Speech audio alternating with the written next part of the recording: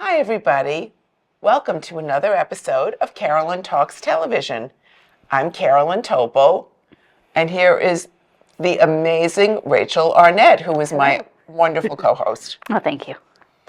And today, we're going to be talking a slightly different Something different for us, really. twist for us, Yeah. a more serious topic in general, news. But not just what's in the news, but the nature of news broadcasting right now. And depending on how much we end up getting through today, because there's so much going on in the news and the networks, we may even extend this into one more episode. We haven't figured that out yet, but we'll figure it out with all of you. So Sounds good to me. good. But first, we're going to start with something we felt was really important to recognize. As we're taping this show, it's during the time that there are terrible fires happening in Los Angeles, California. And one of the topics we happen to want to touch on were the benefits and drawbacks of 24-hour news cycle. And I have to admit, it's very hard right now, thankfully, to see the bias. There have been some, for lack of a better, more polite way, there are some cranks saying some really odd things.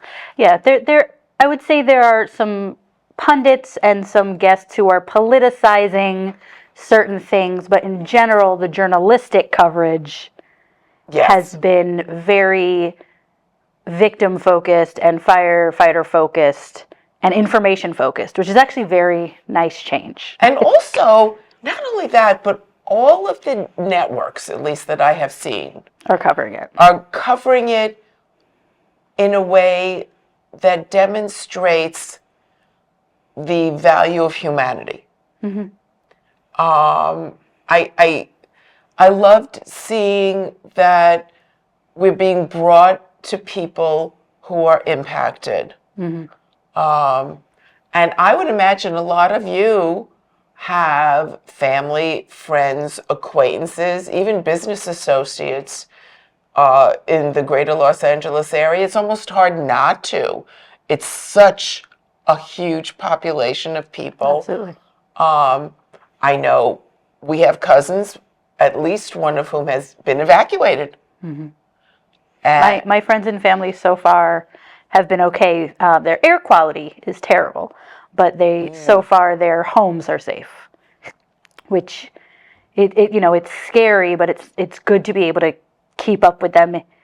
And I think one of the benefits we're going to talk about of 24-hour news coverage is there have been moment to moment changes during the course of these fires, and even from Connecticut, we're able to kind of get a sense of where different neighborhoods are. They've been using a lot of data mapping to determine and show how fast the fire spread. There's been a lot of awareness of the inmate firefighters who are working for $5 a day to help put out these fires. There's been a lot of information about teams coming from Mexico and Canada, and now potentially a team coming from the Ukraine. So there's been just a lot of, for me, very practical, logical coverage of the fires as opposed to what we see sometimes, which is a lot of sound and fury signifying nothing. very well said, very well said. And I can honestly say that watching news whenever you can, having that option so that people who are going to work don't feel like they need to somehow clue into the story to get the story is really beneficial. This is one of those times that more news is not a bad thing. It's just more news. Yeah. It's more news. It's up to the minute news. And there's, in my personal opinion, there's nothing wrong with that, because truly, if you are done watching it, you can turn a channel. Absolutely. It's not being covered on every station. No. They're not interrupting regular programming No, for but this. the traditional 24-hour news networks, it is the leading story really across the board, I would say. And the reason I reflect in that way is I still remember back so many years ago when the Challenger exploded. And it was horrifying. And in my husband's office, they had to wheel in a TV to see what was going on. Because it was pre-cell phones. It was pre all of this. So people are informed when they want to be and how they want to be and where they want to be. And for the moment, at least, we are going to move on a little bit because what we really wanted to talk about was the bias in news sources these days. And how is a viewer to choose where to get their news? Yeah. When I think that's when you talk about benefits and drawbacks, I think that's a huge drawback. I know, they talk about the golden age of journalism and the golden age of the Walter Cronkite and all of these newscasters where they're truly on this pedestal of someone who maintained journalistic integrity, really made sure that they had facts and reported facts without including personal bias.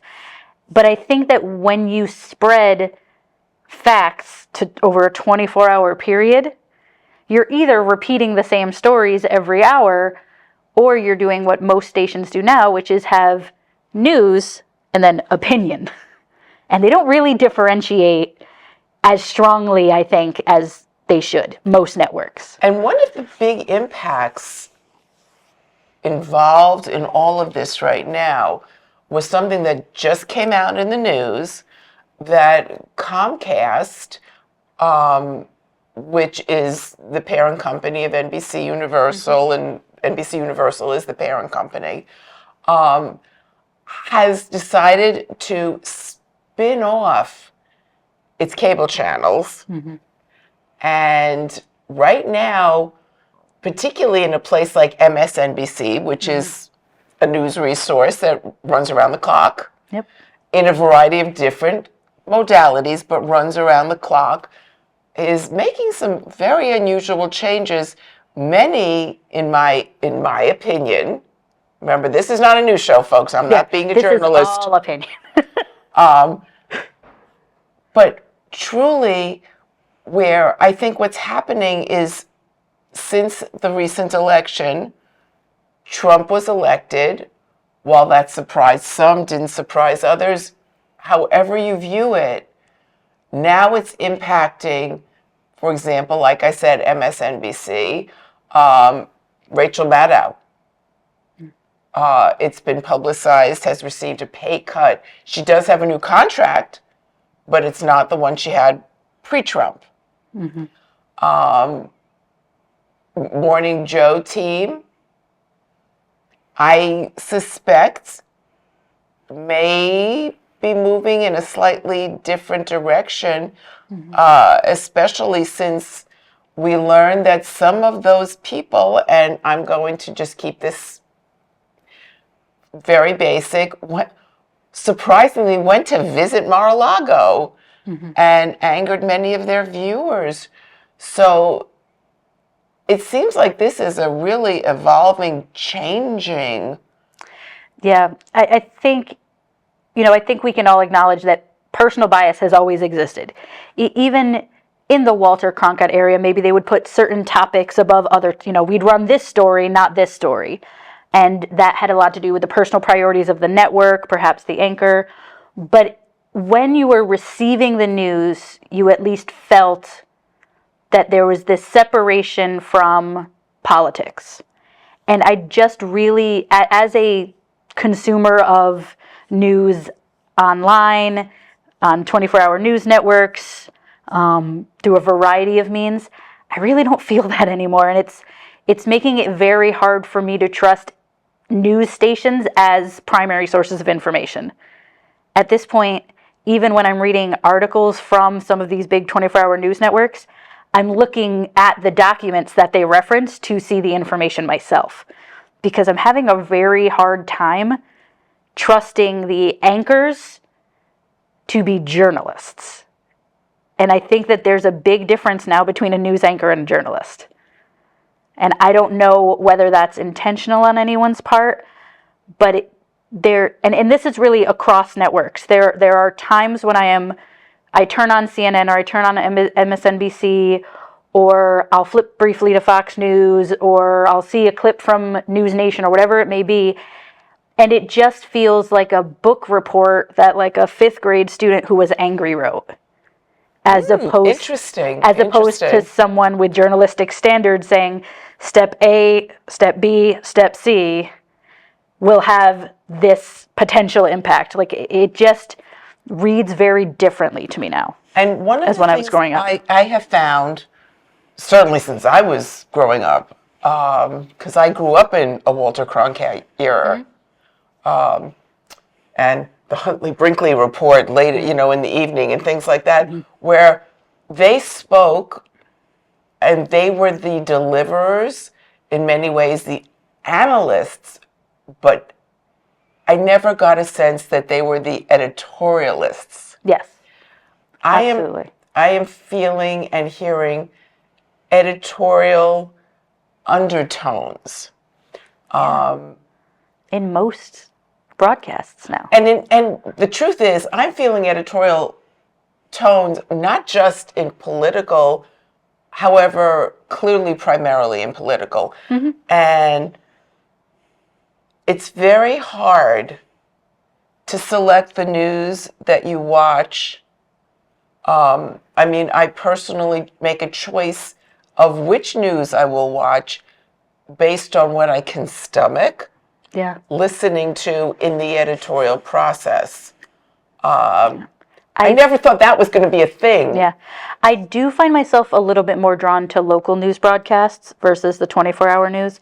I think part of it is knowing that, there's 45 minutes, so we're just going to give you the top hits. I think there's a little bit more editing as far as kind of prioritizing news stories. What is actually impacting people in Connecticut versus what is a story that we can, like you said, editorialize, that we can create this narrative to draw people in. If you're watching local news, you're there for stories that are impacting you specifically. And I think, again, and maybe it's the 24-hour news, you have to have something to say for 24 hours a day. Right. I agree. Just feels like people are being bombarded constantly with information of things that, not only we can't control, but have no direct impact on who we are. And it's not that I don't believe in empathy. Right. I'm a school counselor. It's kind of like it's kind of what I do. But if I am hearing every single tiny piece of a conflict across the world from me, but meanwhile down the street there are people who are needing supplies, and I don't get that information. I get the information about the people across the world from me. I think it's disconnecting us from our communities as opposed to drawing us in. So that's why I tend to go for more local news, because I have a greater sense of personal impact and feeling like I can not get control over it, but help in some regard if something's going on. That's a very interesting slant on that. I know for myself, in our household, we DVR both the local and national news every day to make sure we can watch it when we can watch it and not miss it. Yeah. But we actually have prioritized the national news just so we know what's going on in the nation and the world first. Our personal choice to do that. Now, saying that, we have discovered, which is very sad, that I know it's a big joke about when you have the political commercials coming out before Election Day, people DVR shows so they can fast forward through the commercials. Yes. Sure. I just switched almost strictly to streaming during that time. And what has happened for myself is if we watch the news on DVR, we frequently, which really surprises me, have gotten in the habit of muting certain segments. Yeah. When, as you put it, they become over-politicized. We're hearing the same thing over and over. We're hearing things that just are not news, but just don't make sense. I tend to mute anything that is celebrity news. Because for one, I have an issue with kind of the obsession of celebrity and why do I need to know that this person is divorcing this person that has, like, that's their personal business. It has no bearing on my life, and it just feels gross that news networks are now covering that. If that celebrity, if that famous person is doing something that impacts national security, sure, that is news. Right. If they invented a cure for diabetes, incredible. I would love to hear about it. But if they are divorcing their partner or were spotted at brunch, was there not something else we could talk about? Was there not a homeless shelter that you could highlight and show the amazing work they're doing? It just feels icky on 100 different levels for me. And then on the flip side, the local news, we have had a very amusing reaction to, because the national news has been so filled. I won't say filled with news, but Filled. certainly filled with a lot of stories and a lot of commentary. And then we watch the local news, and we actually watch it in that order. Because like I said, we DVR it, even though, as many of you know, local news is first, national news is second on most networks in this state. And what we've discovered is that if you watch the national news and you've spent time on the mute button, on the fast forward button, whatever you've needed to do to survive the opinions accompanying the news, not human stories.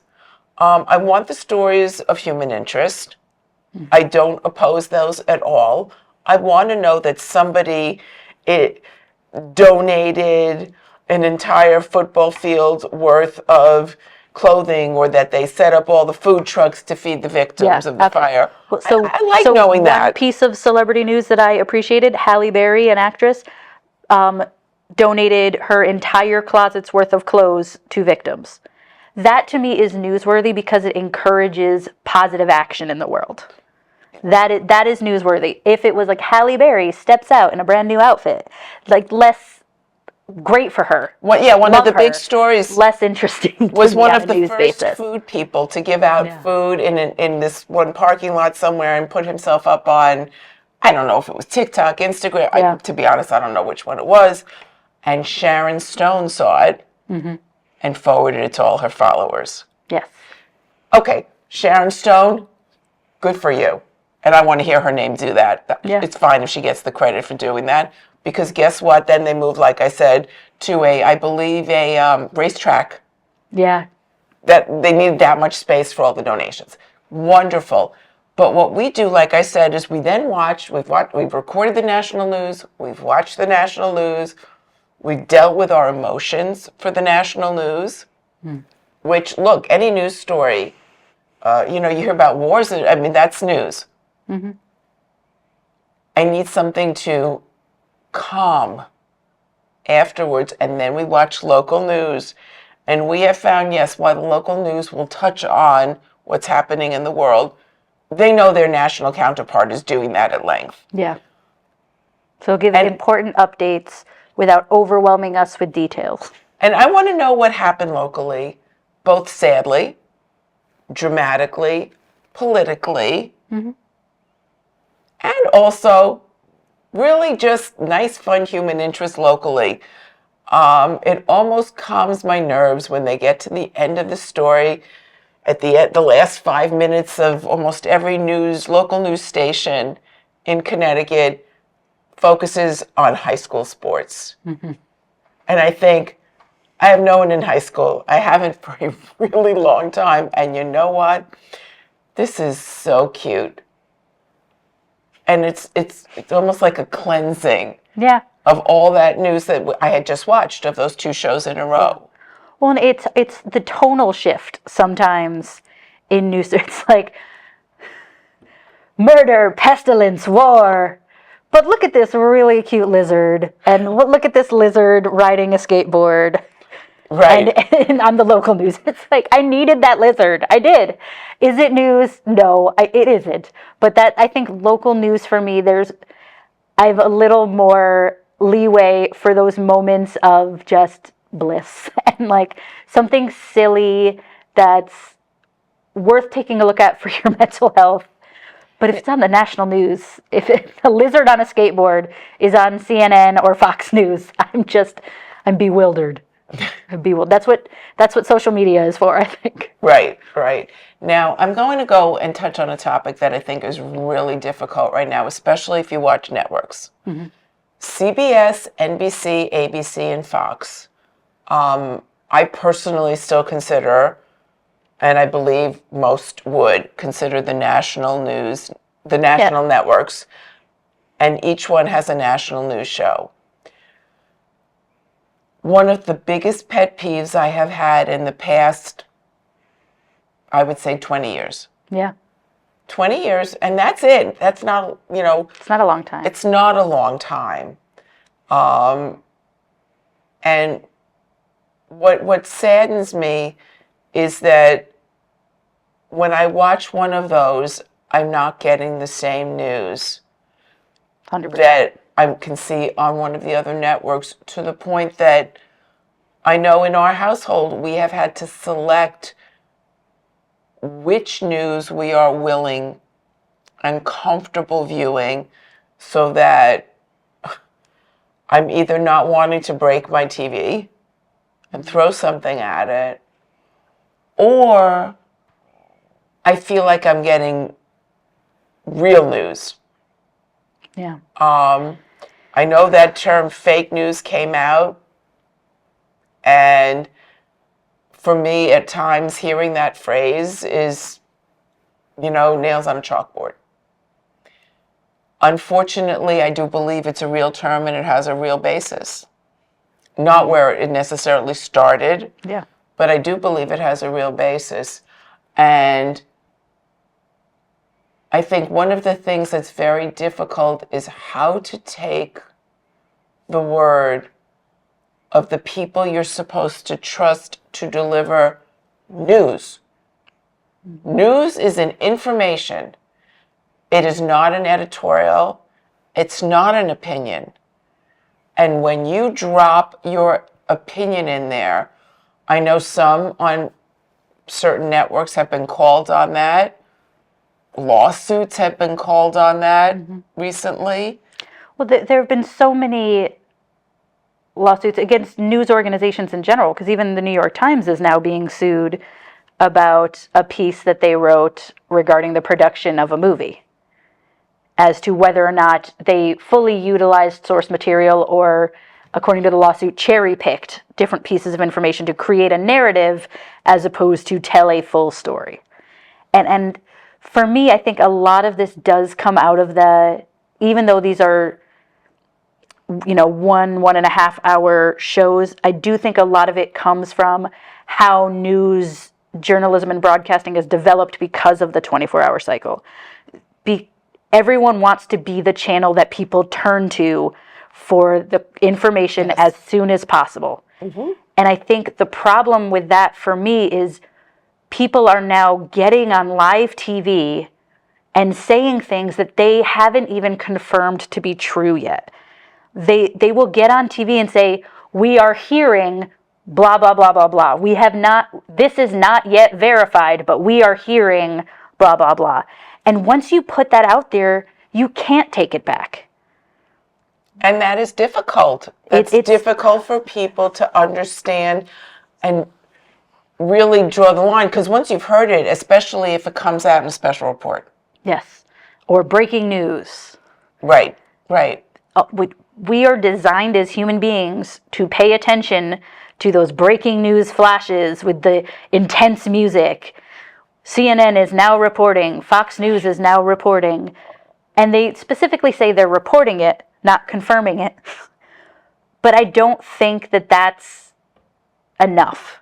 I don't think the standards are high enough to be putting information out into the world. The other piece is that when these places get sued or called out, or the candidate that they clearly endorsed does not win, that they are then having to, I don't think they're backpedaling, but they have to sort of feel like they're going above and beyond to make sure they don't get cut out of the news circle when it's time to get information. So how do you choose? Well, I know in our house we choose the one that we least want to throw things at the TV for. Yeah.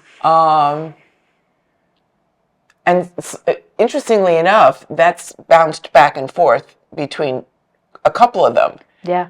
It's not just a definite this one or this one. Yeah. And I'm not saying it out loud because I don't want to steer anybody else out there in a certain direction. Yeah. For me, I tend, if I am going to watch national news, right. I do usually, for me, start on the website and then link to the story and watch the story and read the information. And I do go back and forth between different websites. What's hard for me, and you kind of pointed to it earlier, is that what I read on one website that seems to me like some very important news is completely absent from another. So you just have to wonder, in the United States, which feels not necessarily on an interpersonal, very local level, but nationally very divided and divisive, what the goal is for doing that. Why share this story but not this story? And I will say, if you go back and forth, and I'm not going to say every day, this is certainly not all the time, but more often than not, you will see NBC is happy to report on something negative involving something with the Disney company. And ABC will jump on something involving Comcast Xfinity. Universal, if it's in the news and it's being called on the carpet for something, but not Disney. But not Disney. They won't have that story, and NBC does not have their story. I wonder if there's just an organization. A correlation between that, yeah. Considering they're owned. And I find that that's becoming an issue for me. I mean, corporations owning news channels. You want to give me some opinion. Do what Barbara Walters did. Leave the anchor chair, go to 2020 or The View or something, yeah, and give me your opinion, and I'm happy to hear it. But don't sit behind an anchor desk and deliver the news-ish as opposed to the news. Because I feel like then you're going to have things happening, and we are going to address more about the NBC breakup and cable breakup as it comes out. I'm following that. And thank you for watching this more serious episode of Carolyn Talks Television.